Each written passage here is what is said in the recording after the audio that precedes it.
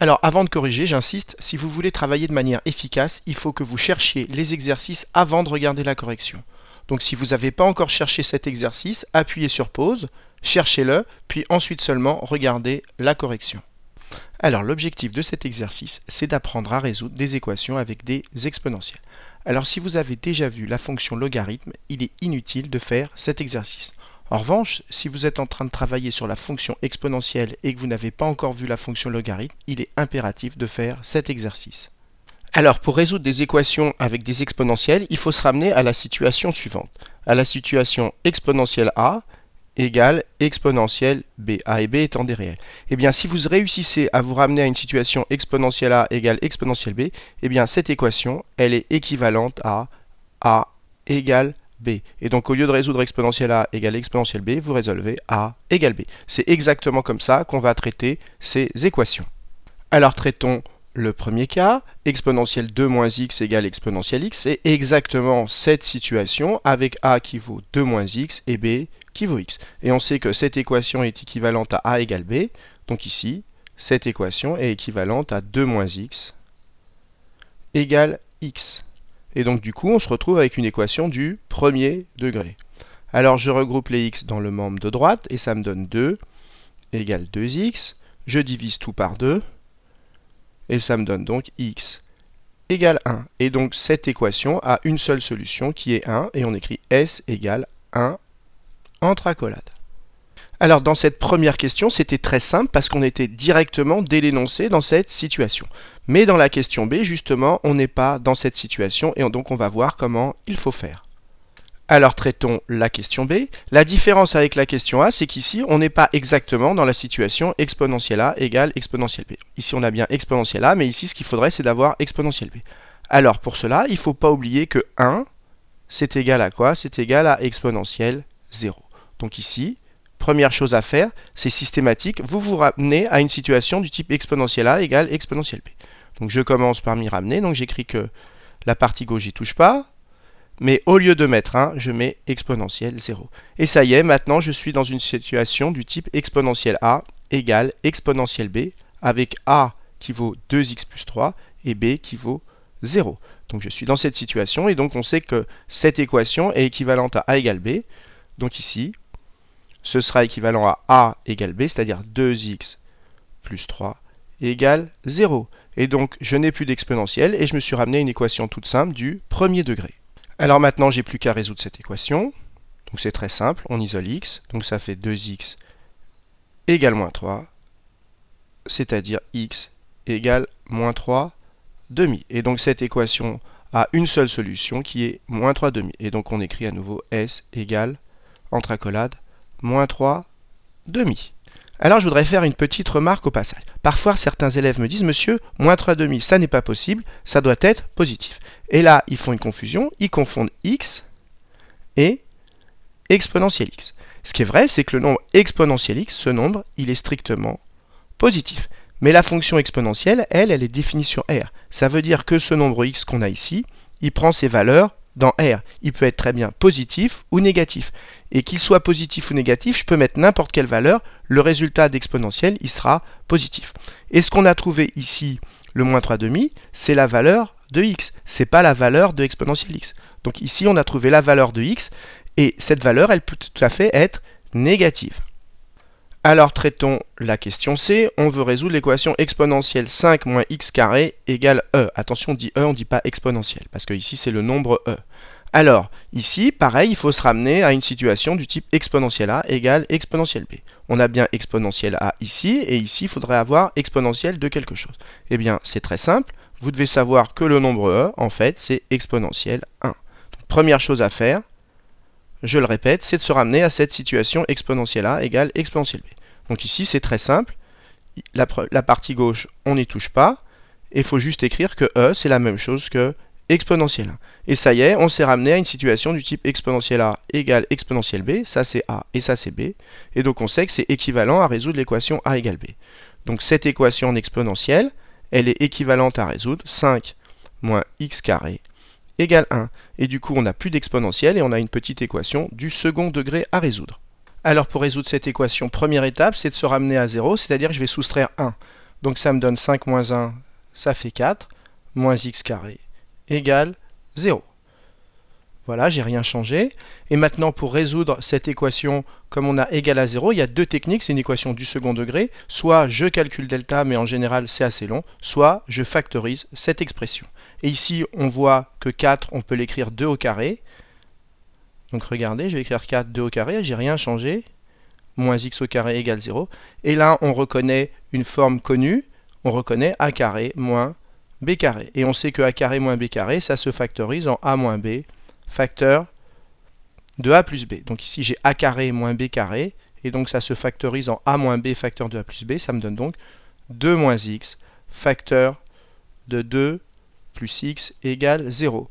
Et puis ensuite on a bien un produit qui est égal à 0, donc on peut appliquer la règle du produit nul. Ça veut dire que soit ça égale 0 ou ça égale 0. Donc ça me fait 2 moins x égale 0 ou 2 plus x égale 0. Alors j'insiste, quand vous avez une équation du second degré à résoudre, comme ici, commencez par essayer de factoriser comme on l'a fait avant de calculer delta. Parce que si vous arrivez à factoriser, ça ira beaucoup plus vite à résoudre que d'utiliser delta. Alors je continue, cette ligne, elle va être équivalente à quoi?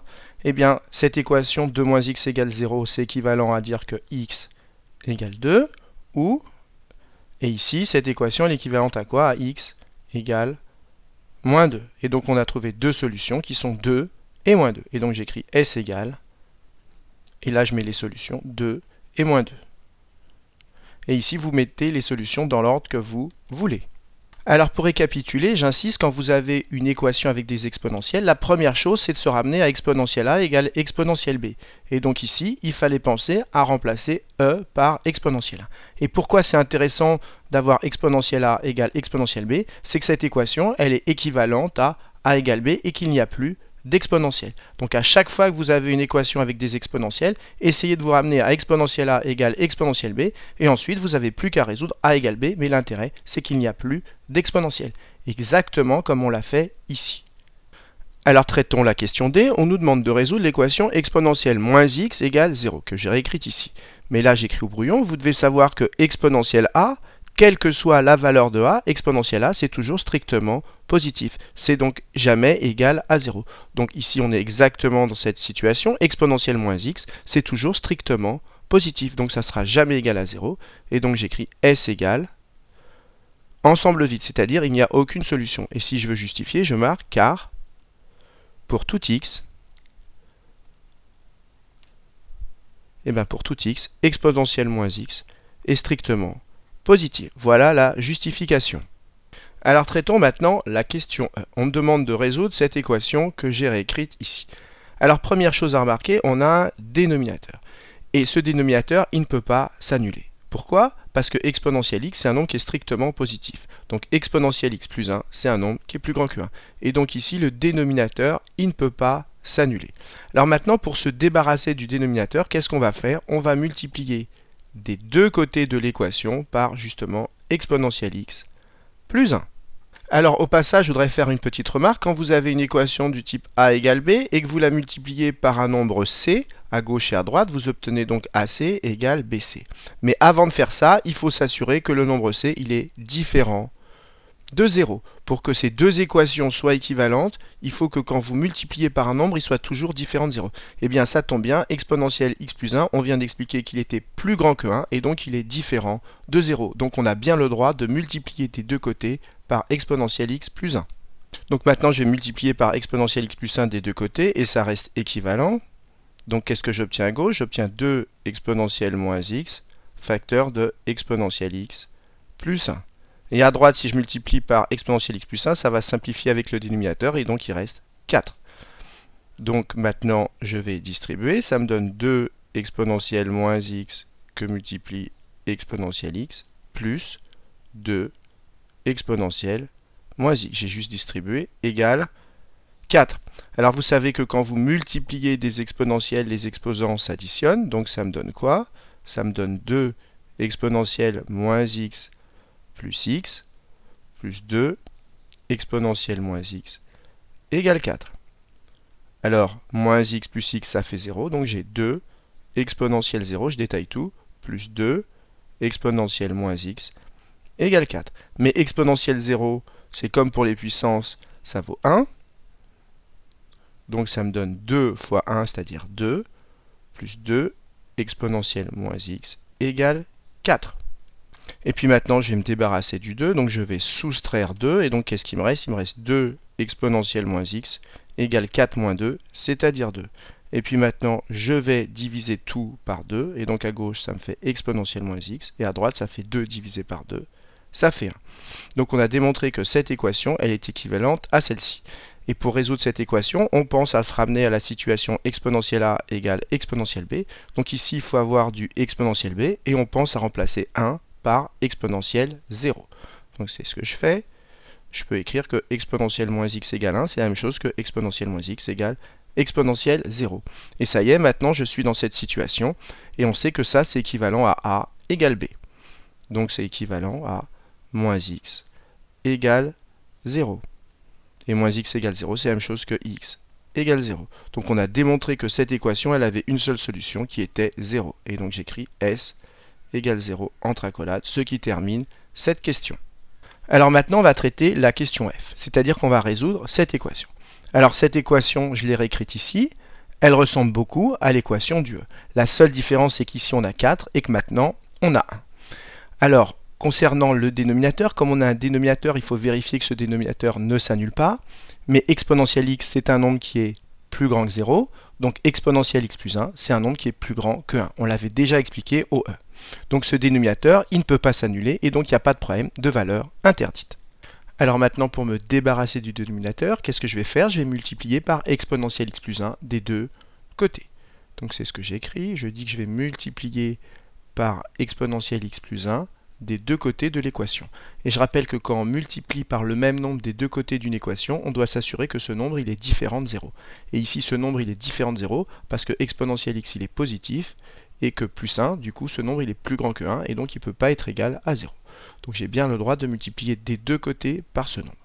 Donc si je multiplie à gauche par exponentielle x plus 1, qu'est-ce que j'obtiens? J'obtiens 2 exponentielle moins x que multiplie exponentielle x plus 1. Et à droite, si je multiplie par exponentielle x plus 1, ça va se simplifier avec le dénominateur. C'était l'objectif. Et qu'est-ce qui reste? Il reste 1. Et donc maintenant, je continue. Je distribue. Ça me fait 2 exponentielle moins x que multiplie exponentielle x. Ça me fait 2 exponentielle moins x que multiplie exponentielle x. Plus quoi? Plus 2 exponentielle moins x que multiplie 1. C'est-à-dire 2 exponentielle moins x. Et à droite, il me reste 1. Et maintenant, j'ai plus qu'à arranger. Vous savez que quand on multiplie des exponentielles, les exposants s'additionnent. Donc ici, qu'est-ce que ça va me donner? Ça va me donner 2 exponentielle de moins x plus x, puisque les exposants vont s'additionner. Plus quoi? Plus 2 exponentielle moins x égale 1. Alors, on continue, on arrange. Ça me fait 2 exponentielle moins x plus x, ça fait 0. Donc ça me fait 2 exponentielle 0 plus 2 exponentielle moins x égale 1. Alors, exponentielle 0, vous n'oubliez pas que ça vaut 1, exactement comme avec les puissances. Donc ça me fait 2 fois 1, c'est-à-dire 2, plus 2 exponentielle moins x égale 1. Puis maintenant, je vais isoler exponentielle moins x. Donc je vais me débarrasser du 2. Et donc je vais soustraire 2. Et donc qu'est-ce qui me reste à gauche? Il me reste 2 exponentielle moins x égale 1 moins 2, c'est-à-dire moins 1. Je continue. Et j'obtiens donc, maintenant mon objectif c'est d'isoler exponentielle moins x. Donc ici je vais diviser par 2. Et qu'est-ce qu'il me reste? Il me reste exponentielle moins x égale moins 1 demi. Alors qu'est-ce qu'on a démontré? On a démontré que cette équation qu'on cherche à résoudre, elle est équivalente à cette équation. Et là, il faut bien comprendre que exponentielle moins x, c'est un nombre qui est strictement positif. Car exponentielle de n'importe quoi, c'est toujours un nombre positif. Et donc exponentielle moins x, il ne peut pas être égal à un nombre qui est négatif. Donc ça veut dire que cette équation, elle n'a pas de solution. Et donc l'équation qu'on cherchait à résoudre, qui est équivalente à celle-là, si cette équation n'a pas de solution, ça veut dire que l'équation qu'on cherchait à résoudre n'a pas de solution.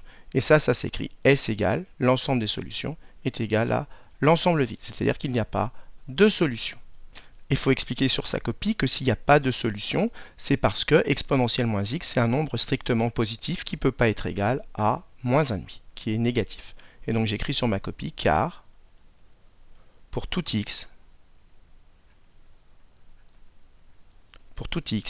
exponentielle moins x, c'est un nombre qui est strictement positif. Et donc je répète, exponentielle moins x ne peut pas être égal à moins 1,5. Et comme ces deux équations, celle qu'on cherchait à résoudre et celle qu'on a obtenue là, ces deux équations sont équivalentes, si cette équation n'a pas de solution, ça veut dire que celle qu'on cherchait à résoudre n'a pas de solution non plus. Voilà qui termine la question F. Alors, qu'est-ce qu'il faut retenir de cet exercice? Il faut retenir que quand vous avez une équation avec des exponentielles, il faut penser à se ramener à une équation du type exponentielle a égale exponentielle b. Pourquoi? Parce qu'on sait que exponentielle a égale exponentielle b, c'est équivalent à l'équation a égale b. Ça veut dire quoi? Ça veut dire qu'au lieu de résoudre cette équation avec des exponentielles, on va résoudre cette équation a égale b qui n'a pas d'exponentielle et donc qui est beaucoup plus pratique à résoudre. Alors, un peu plus tard dans l'année, on verra la fonction logarithme et à cette occasion, on refera des équations avec des exponentielles et on verra qu'en utilisant la fonction logarithme, ce sera plus rapide pour résoudre ces équations.